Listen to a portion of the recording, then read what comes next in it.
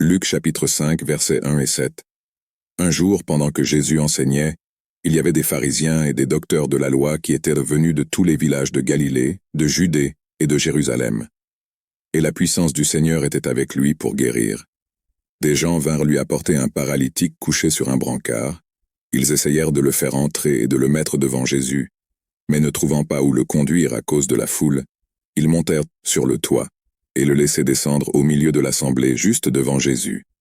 Voyant leur foi, Jésus dit, « Homme, tes péchés sont pardonnés. » Les pharisiens et les docteurs de la loi commencèrent à penser, « Qui est celui-ci qui blasphème? Qui peut pardonner les péchés si ce n'est Dieu seul ?» Jésus, connaissant leurs pensées, leur dit, « Pourquoi pensez-vous ainsi? Qu'est-ce qui est le plus facile à dire?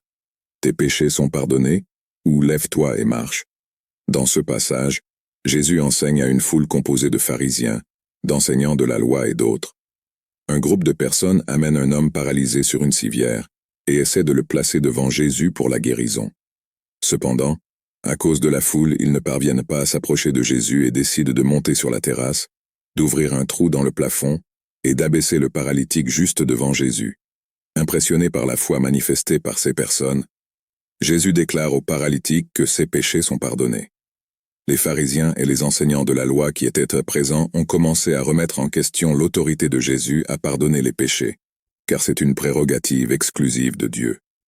Jésus, percevant leurs pensées, répond à leurs questions en leur demandant ce qui est plus facile à dire. « Vos péchés vous sont pardonnés » ou « Lève-toi et marche ».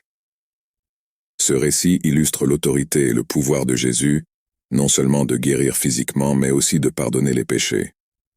Il démontre que la guérison physique est un signe du pardon divin et montre le lien entre la puissance spirituelle de Jésus et la puissance physique.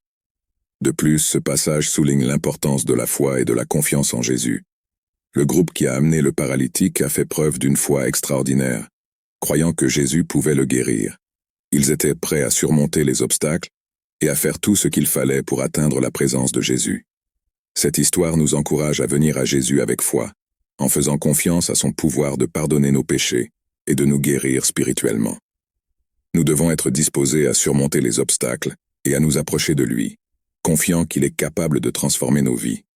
Puisse ce passage nous inspirer à faire confiance à Jésus dans tous les domaines de notre vie et à le rechercher avec une foi persévérante.